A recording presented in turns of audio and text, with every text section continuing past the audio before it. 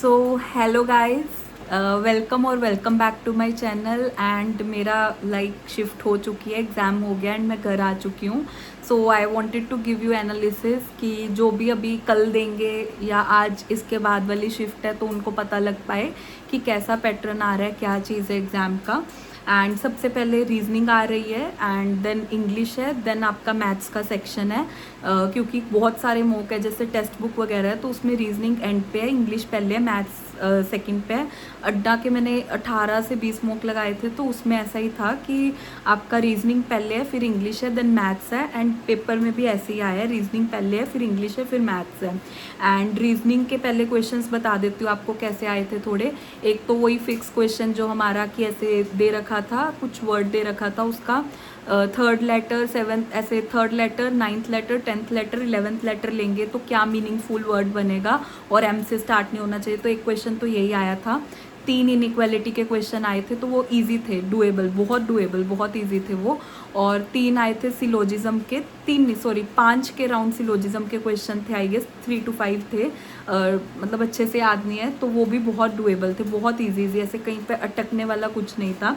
एक blood relation पे आ रखी थी पजल, तो वो भी इजी थी, मतलब डुएबल थी। एक पजल में जहाँ मैं अटक गई, जिसने मेरा काफ़ी टाइम ले लिया था, वो आता है ना ईयर्स वाली कि 1967 फिर ऐसे करके, और फिर कि 2025 से कंपेयर करो तो ईयर्स को अरेंज करना है, फिर उस हिसाब से लोगों को बिठाना है। तो वो मेरी थोड़ी अटक गई थी, जिससे टाइम थोड़ा कम रह गया था। एंड एक सीटिंग अरेंजमेंट की पजल आई हुई थी। तो अभी के लिए तो मेरे को जो जितना याद है मैंने आपको बता दिया है कि रीजनिंग में ये क्वेश्चन थे। और एक हाँ डिजिट्स दे रखा था कि इसको देखना है आगे पीछे करके, फॉरवर्ड बैकवर्ड, कि कितने मैच हो रहे हैं असली नंबर से, ऐसे अल्फा वो ऑर्डर वाइज लगाए, तो वो था एक। एंड इंग्लिश तो बहुत, मतलब मैंने जितने मॉक दिए हैं उससे तो बहुत इजी लेवल आया था इंग्लिश का। इंग्लिश बहुत इजी लग रही थी मेरे को करने में। कॉम्प्रिहेंशन बहुत इजी था, कॉम्प्रिहेंशन के नियर अबाउट 7 से 8 क्वेश्चंस थे। और सिनोनियम जो कॉम्प्रिहेंशन में पूछ रखे थे वो भी इजी थे। मतलब जो लैंग्वेज थी कॉम्प्रिहेंशन की वो भी काफ़ी इजी थी, कि एक बार में ही पढ़ने में सारे क्वेश्चन बन रहे थे। और प्लस मेरे इसमें आए थे, एक तो कॉम्प्रिहेंशन आपको बता दिया है, एक एरर डिटेक्टिंग आई थी। एरर डिटेक्टिंग के मेरे यूजली मॉक में क्वेश्चन मेरे को टफ लगते हैं और गलत ही होते हैं मोस्टली, बट इसमें क्वेश्चंस काफ़ी इजी थे मॉक के कंपैरेटिव। एरर डिटेक्शन आराम से आपको दिख रहा था कि ये एरर है, तो एक वो आया था। एक वो जो होता है कि रिप्लेस करने का, मतलब वही एक तो हाँ पैराजम्बल आया था।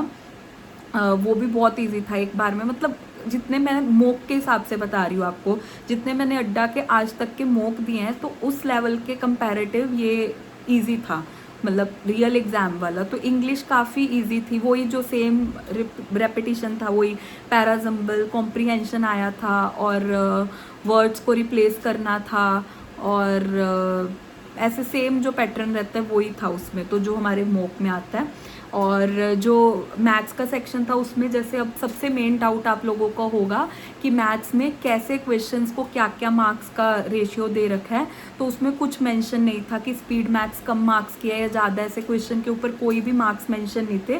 तो as it is normal question दे रखे थे, तो you can try with speed maths. मतलब अब आई डोंट नो कि वो कितने का होगा, क्या होगा, बट ये है कि उससे पुश मिल जाता है, क्योंकि आपका मोमेंटम बन जाता है, सही सही आंसर आ जाते हैं।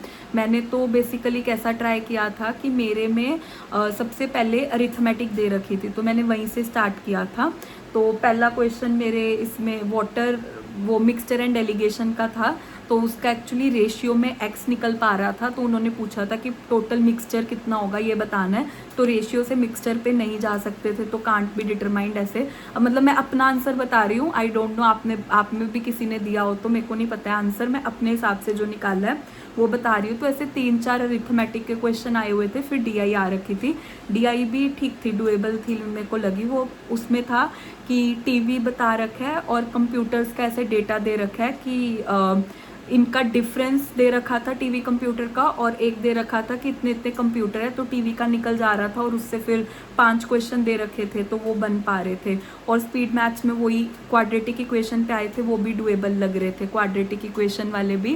एंड प्लस स्पीड मैथ्स में हमारा एक आया था सिंप्लीफिकेशन, वो भी इजीली सॉल्व हो रहे थे।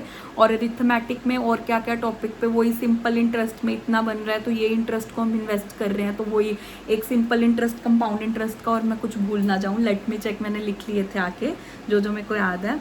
और एक हाँ, मैन वुमेन का एफिशिएंसी वाला क्वेश्चन आया था। वही ट्रेन की प्लेटफॉर्म ऐसा था, दे रखा था कि एक ट्रेन है, उसकी स्पीड दे रखी थी, टाइम दे रखा था, उसे डिस्टेंस पता लग रहा था, ऐसे कुछ करके उसका 450 आंसर आ रहा था मेरा। और मैन का ऐसे ऑपोजिट डायरेक्शन में जा रहा है, तो उसकी स्पीड निकाल के, उसका डिस्टेंस निकाल के माइनस करके ऐसे हो रहा था, मतलब डुएबल था वो भी। अरिथमेटिक ठीक लगी कंपैरेटिवली, जैसे हम मॉक देते हैं तो मॉक से इजी लगा था मेरे को एग्ज़ाम में। और मेरे मतलब स्पीड का मेरे को थोड़ा दिक्कत रहता ही है हमेशा से, तो मेरे अरिथमेटिक में अच्छी एक्यूरेसी, मेरे को पता है जितने मैंने अटैम्प्ट किए हैं वो सही होंगे, तो 21 के राउंड ही सॉल्व हो पाए थे। और इंग्लिश पूरी हो गई थी। और रीजनिंग में बचा, हाँ रीजनिंग में मेरे नियर अबाउट 19 क्वेश्चन सॉल्व हो पाए थे, तो मेरे को क्योंकि पजल में मैं अटक गई थी, नहीं तो I would have touch 25 surely, क्योंकि मॉक में मैं 25 से 30 का टारगेट रहता होता है मेरा। तो that was pretty much it, मतलब सही था, वही जो हम मॉक में लगाते हैं वही पैटर्न, सेम पैटर्न पे थे सारे क्वेश्चन। और जो मार्क्स का डाउट है वो नहीं उन्होंने मेंशन कर रखा था कि कितने मार्क्स का एक क्वेश्चन है। And that's it, all the best guys, जिसका भी आगे आने वाली शिफ्ट में एग्ज़ाम है। और अच्छा करके आओ, बिल्कुल मत डरना, जो हम मॉक देते हैं उससे लेवल काफ़ी कम लगा मुझे। एंड हो जाएगा यार, प्रैक्टिस की, आप इतना पढ़ के गए हो, मेहनत करके गए हो, तो खुशी से जाओ। अपना काम क्या है, कर्म करना, कर्म हमने किया, फल की चिंता क्यों ही कर रहे हो दोस्तों, मिलेगा ही फल भी। तो that's it guys, bye bye, that's it for the video and do subscribe for more videos. And मेरा तो यही एक्सपीरियंस रहा है, अब लेट्स सी कि भगवान ने चाहा तो हो जाएगा, हमने अपनी मेहनत की है, लेट्स सी एग्ज़ाम निकलता है कि नहीं। Okay guys, bye bye, all the very best to everyone, bye.